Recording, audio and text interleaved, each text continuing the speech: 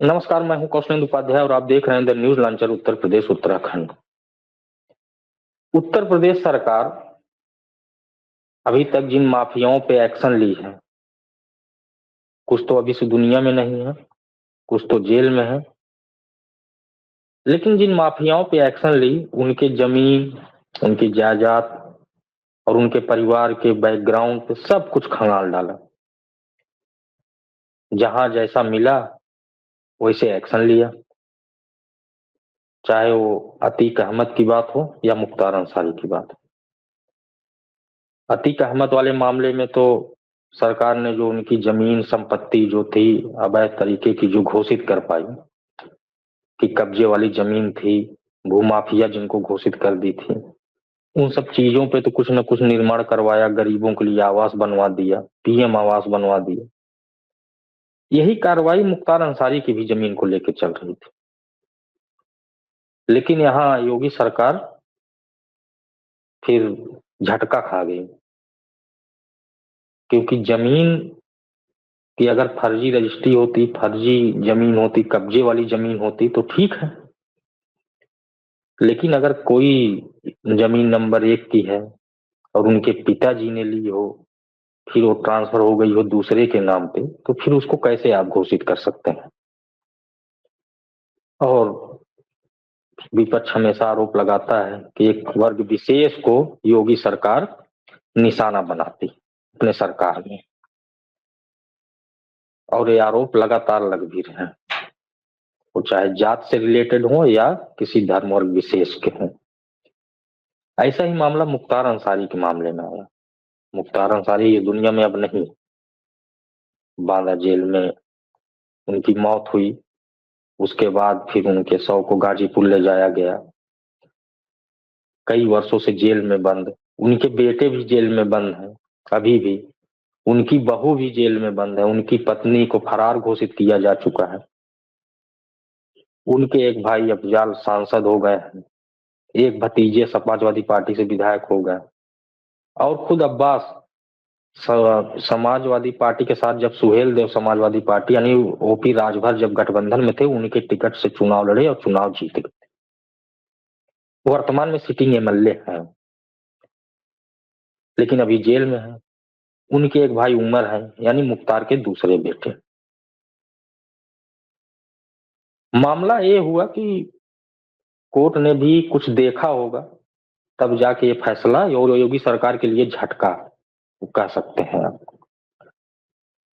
कि जमीन अगर 1 नंबर की है और उस पे अगर आप चाहे जबरदस्ती निर्माण, चाहे सरकार हो चाहे कोई भी अगर करवाएगी, तो कोर्ट के संज्ञान मामला आएगा, तो कहीं ना कहीं हर कागज को, हर दुरुस्त को देखेगी कि कैसे क्यों निर्माण हो रहा है।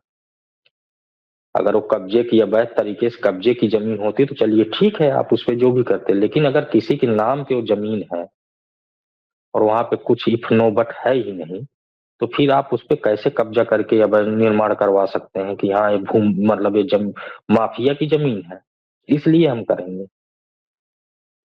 और अगर 1 नंबर में है तो कोर्ट तो है ही। ऐसा ही मामला मुख्तार अंसारी के मामले में हुआ। अतीक अहमद वाले में तो जमीनों पे उन्होंने जो है मकान बनवा गरीबों को दे दिए। ऐसे ही सोचे थे कि मुख्तार वाले में भी करेंगे, लेकिन मुख्तार वाले में ऐसा हो नहीं पाया। योगी सरकार को यहाँ पे बड़ा झटका लग गया, यूपी सरकार को, और वो भी सुप्रीम कोर्ट और हाई कोर्ट के माध्यम से। भाई परिवार के लोग गए दौड़े अपने लिए कि ठीक है वो नहीं है, लेकिन जमीन किसके नाम पे है पहले ये भी तो देखा जाए। और यूपी सरकार के अफसर, चाहे वो योगी आदित्यनाथ को ब्लफ में रख दिए, चलो बेइज्जती करवाते ही दिए। मामला यह है कि लखनऊ के डालीबाग में वो मुख्तार अंसारी के पिता जो सुभान उल्लाह अंसारी थे, उन्होंने 10 बिस्वा जमीन बहुत पहले खरीदी थी। उस जमीन पर निर्माण भी हुआ था, घर बना था, 2 टावर। लेकिन मुख्तार अंसारी को जब माफिया ये लोग घोषित किए, उनकी कुंडली खंगाले, अपराध में क्या अपराध उन्होंने किया, उसके बाद उनके पीछे पड़ गए, उनके पूरे प्रॉपर्टी, जमीन, फंडिंग, हर चीज पे तो जो सुभानुल्लाह अंसारी ने जो जमीन ली थी 10 बिस्वा, वो अपने नाम से ली थी, ना उसमें मुख्तार अंसारी का नाम था, ना अफजाल अंसारी का नाम था, ना इनके जो बड़े भाई हैं सिबतुल्लाह अंसारी, उनके नाम ही नहीं थे। वो जमीन खुद उनके पिता के नाम थी, बकायदे रजिस्ट्री हुई थी। 10 बिस्वा जमीन डालीबाग में, यानी मुख्यमंत्री आवास, जहां मुख्यमंत्री आवास है वहां से मात्र 800 मीटर की दूरी। भाई पास इलाका है। कई लोगों की निगाह थी उस पे कि जब मुख्तार अंसारी नहीं है तो फिर इसको जो है यूज करने के लिए ले लिया जाए। सरकार भी उसमें चाह रही थी कि नहीं, हम यहाँ बनवा देंगे, पीएम आवास बनवाएंगे, गरीबों को योजनाओं को दे देंगे गरीबों को।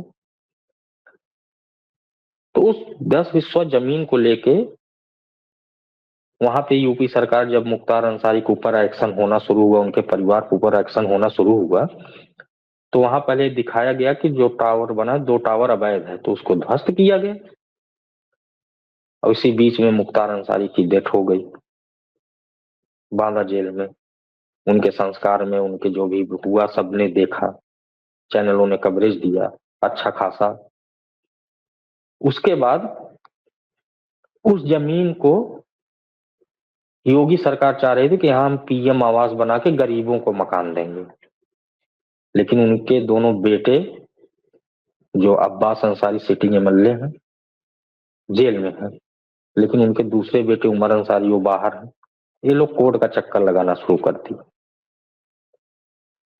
उस जमीन का जो खेल था कि ये सोचे थे कि यह मुख्तार अंसारी की जमीन है, हम इस पे सरकार अपना जो चाहेगी करेगी, लेकिन ऐसा मामला हुआ नहीं, यही तो फंस गए। और ये अफसरों के चक्कर में फंसे, ये सरकार की जो इतनी किरकिरी हुई, ऐसे होती न। उनके पिता के नाम, तो उनके पिता की डेथ के बाद जब वो जमीन मुख्तार अंसारी के माता जी के नाम पे हो गई, माँ के नाम पे हो गई। और इनकी माँ ने क्या किया कि वो जमीन 10 बिस्वा अपने छोटे बेटे, यानी मुख्तार अंसारी के दोनों बेटे अब्बास अंसारी और उमर अंसारी के नाम कर दिए। वहां मुख्तार अंसारी का कुछ रहा ही नहीं।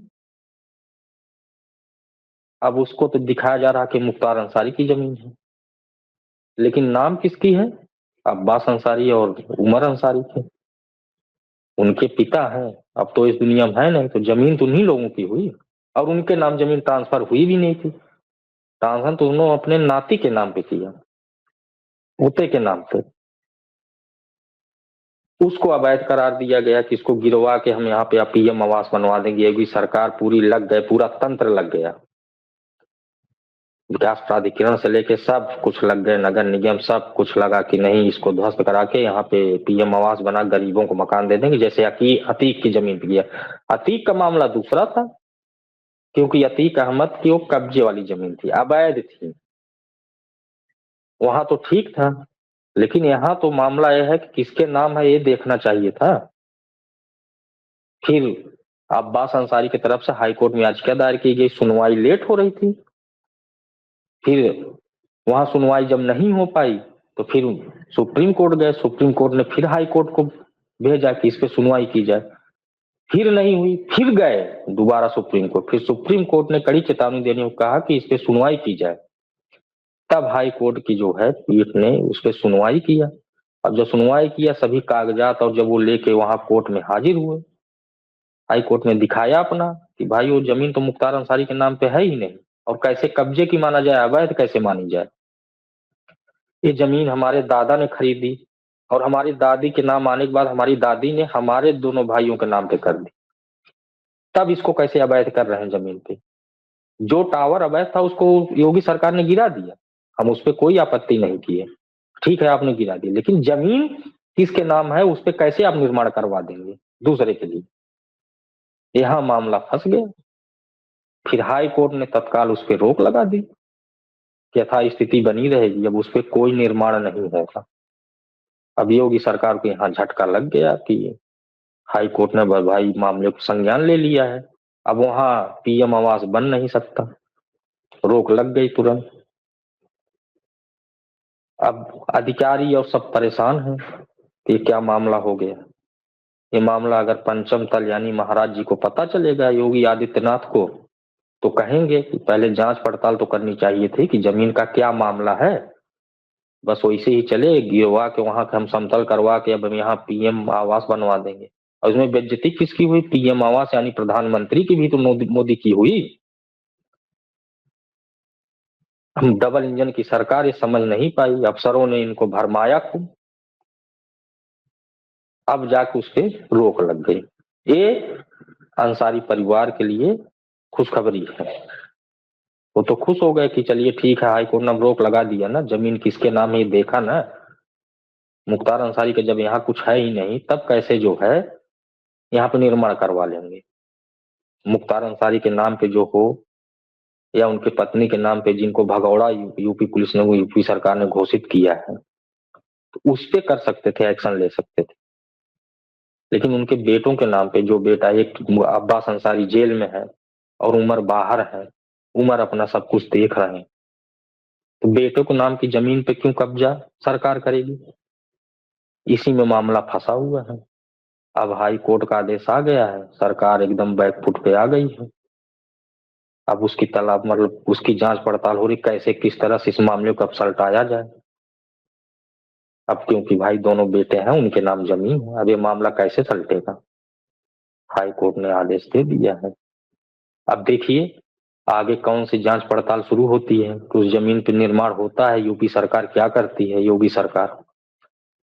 और गरीबों का आवास अब कहाँ मिलेगा? खूब ढिढोरा तो पीटा गया कि यहाँ की जो है हम गरीबों को मकान देंगे, बहरहाल अभी तो मिला नहीं, अब देखिए कब मिलता है। बहरहाल मुख्तार अंसारी के परिवार बेटों के लिए राहत रही, और योगी सरकार के लिए झटका था। अब जो भी होगा हम आपको अपडेट देंगे, तब तक के लिए दीजिए इजाजत, नमस्कार।